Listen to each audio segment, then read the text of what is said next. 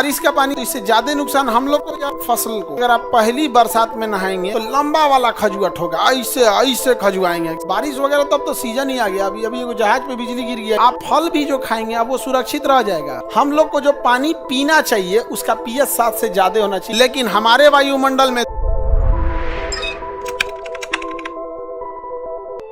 शुद्ध जल कैसा होता है? उदासीन। यानी pH बताइए शुद्ध जल का, वाटर का pH कितना होना चाहिए?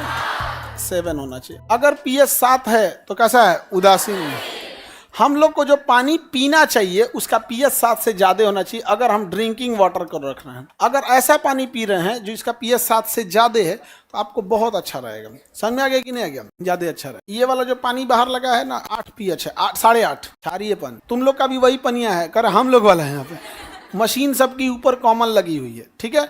उसमें 2 मशीन होती है, एक 2 क्या 3-4 मशीन लगी होती है। पहले तो एक तो होता है कि उसके अंदर जितने भी आरओ मशीन लगा होता है, आरओ के वजह से उसके जितने कीटाणु उटाणु मार देता है तो जल हो गया शुद्ध। अब उसके बाद उसका टीडीएस कंट्रोल करता है, टीडीएस कंट्रोल करने के बाद फिर अब उसमें आपका पीएच कंट्रोल करता है। पीएच कंट्रोल के बाद वो वापस जाता है चिलर प्लांट में कि ठंडा करना है कि नहीं। और अगर गर्मी का दिन है तो चिलर प्लांट ऑन कर देते हैं, वो बस ठंडा करके भेज देता है। ठंडी गर्मी का मतलब जब ठंडा करना है तो चिलर प्लांट ऑन कीजिए, नहीं करना है जैसे ठंडी के दिन में तो मैं ठंडा करके नहीं ना भेजेंगे, हो गया काम खत्म। समझ में आया?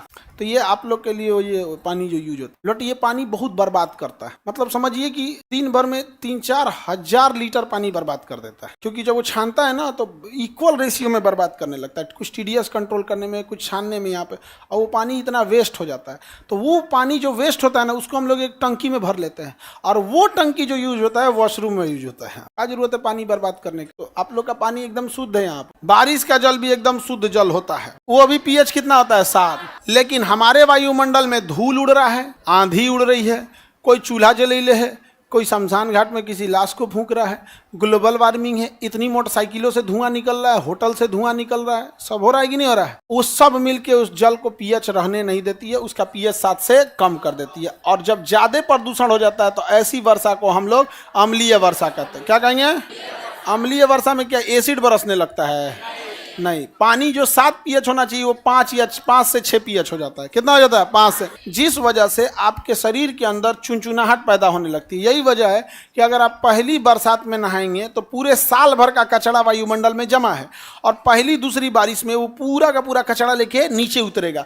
और अगर पहली बरसात में नहा लिए तो लंबा वाला खजुआट होगा, ऐसे ऐसे खजुआएंगे, एकदम पूरा लंबा खजुआट हो जाएगा। समझ में आ गया कि नहीं आ गया? तो इसलिए पहली बरसात में नहीं नहाना चाहिए।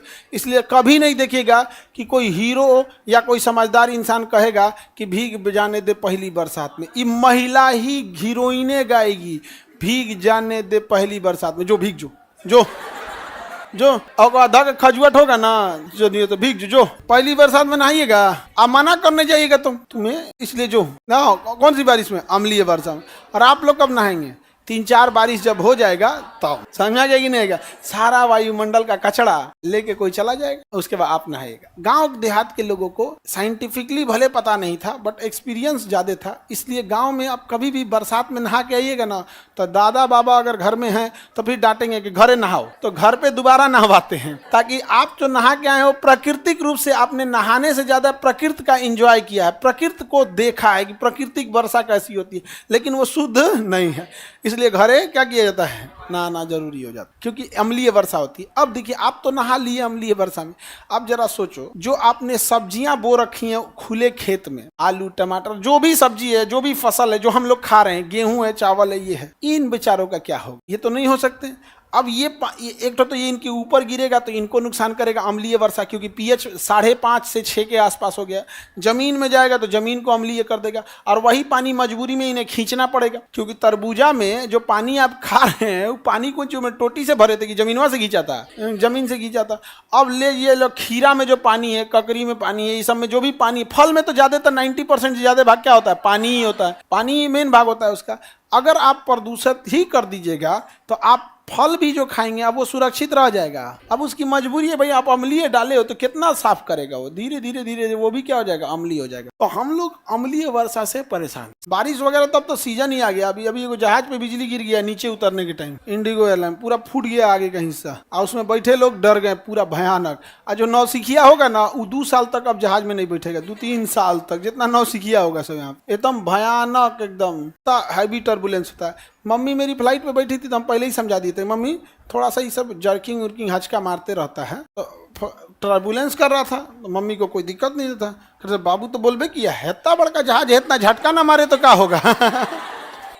उनको टर्बुलेंस, पूरा लोग परेशान कि भाई, मतलब जो रेगुलर सफर करने वाला है उसको पता है कि भाई ये सब झटका उटका नहीं, मैं उसमें चाय रख देंगे तो नहीं छलकेगा, इतना स्मूथ उड़ता है। और झटका मार रहा था, अब पूरा ऐसे झटका मार रहा है, लोग डर जाते हैं। अब मम्मी आराम से एकदम, हम पूछे कि मम्मी टर्बुलेंस से कोई दिक्कत, अरे इतना बड़का जहाज है तो झटका नहीं मारे। तनी सा टेम्पू में बैठो तो मार झोर के रख देता है। ये तो इतने बड़का जहाज है यहाँ पे, टेम्पू से लेकिन कम मार रहा था। हाँ, उनका उन लोग का, लेडीज लोग का कॉन्सेप्ट अलग होता है। उन लोग का टर्बुलेंस के मतलब कौन सी होता है, सब बड़ा जहाज है झटका मारेगा। आगे बढ़े। तो बारिश का पानी अम्लीय होता है, तो इससे ज्यादा नुकसान हम लोग को या फसल को? फसल नष्ट हो जाती है, बर्बाद होने लगती है। अम्लीयता चीजों के लिए ठीक नहीं।